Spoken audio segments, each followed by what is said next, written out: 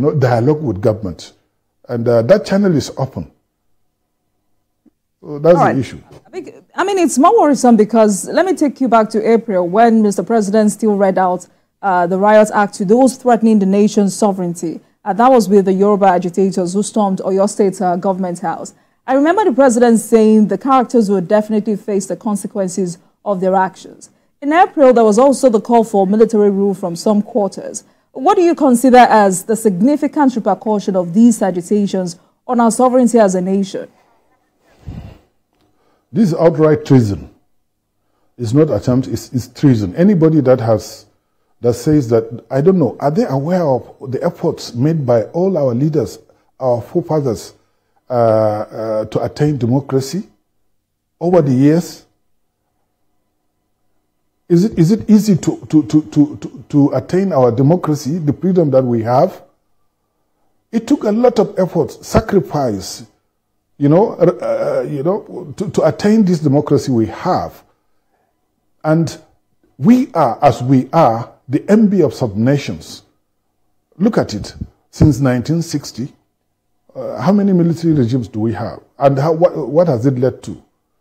So the point is our unity, progress, prosperity, and development lies on democracy. And anybody that is thinking otherwise, I think, shall be made to think correctly.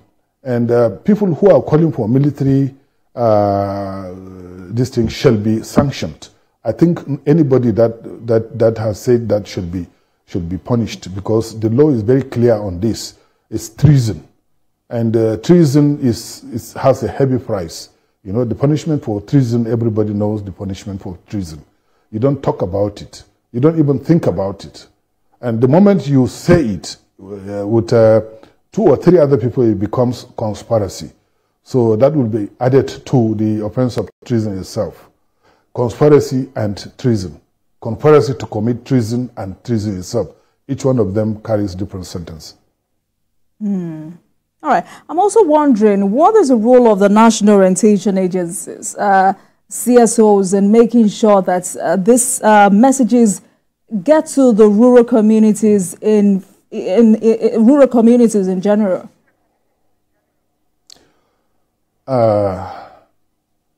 I think this is a new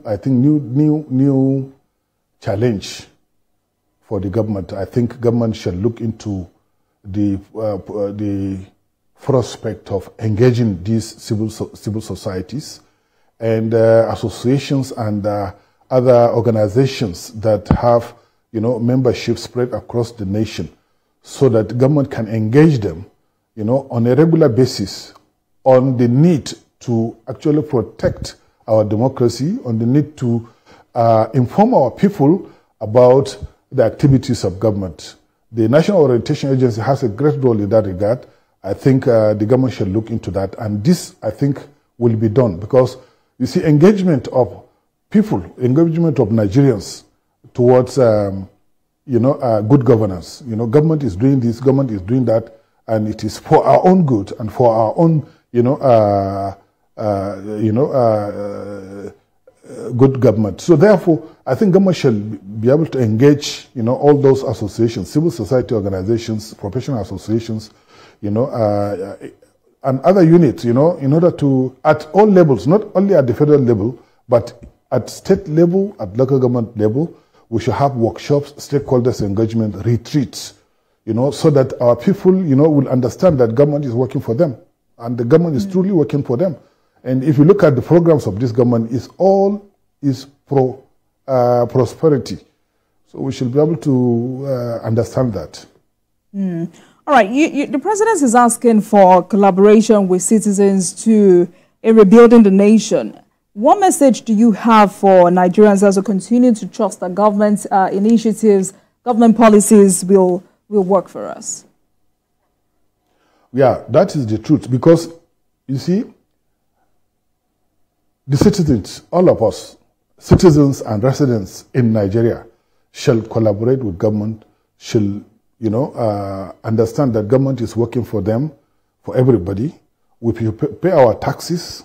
We should obey traffic lights. We should do the needful And we should understand that government policies are aimed at improving our lives. And in that life, we should also have responsibility towards our families, our friends, the society, so that the government can succeed. You know, it is not only the federal government, including the state governments and even the local governments, because local governments are now empowered as a result of the Supreme Court judgment.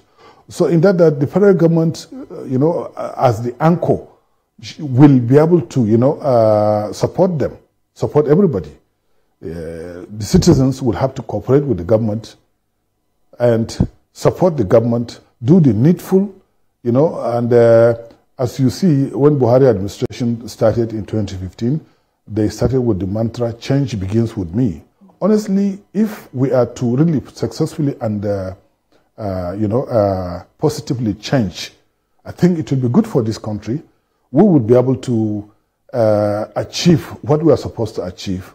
Government, you see, it doesn't make sense to love other countries, for Nigerians to go to other countries to see that people in other countries are, for instance, you know, obeying their traffic lights, paying their taxes regularly, even through self-assessment, and doing this and that, you know, according to how the laws of those countries are doing. Meanwhile, if you come to Nigeria, you become lawless. It's not possible. Stay on the queue, follow the queue. You know, when it comes, you know, to doing the needful, do the needful. If you are not enjoying to do, just, you know, just keep to your lane. So that's what I'm saying. Yeah. All right, Honorable. So for how long should Nigerians wait for President Tinubu to see the positive impact of his government as it handles the affairs of moving Nigeria forward? We are on course. We are on course. Already the president has enumerated, you know, what has already been, you know, done and the results obtained in his speech and what is in the pipeline, including the credit scheme, the students' loan scheme, the job opportunities, micro and small, medium enterprises for our, you know, traders and so on. There are so many programs that are coming up. Some have already, you know, seen results. And the results will come. We're only 1 year in the government. So the country will experience economic boom at the end of maybe in 2-3 years' time. By the time we achieve economic prosperity, I think the opposition and others that are, you know, skeptical will come out and commend the government. But meanwhile, I think everybody shall support the government to achieve the objectives it has designed to achieve. The policies of the renewed Hope administration, I think we should be able to support it and then wait for the results and cooperate fully with the federal government to ensure that we succeed. All right. Thank you so much for joining us tonight. I've been speaking with Honorable Bashir Maidugu, as a Senior Special Assistant to the President on Legal and Compliance. Thank you so much for joining us on the program. And I look forward to more conversations with you.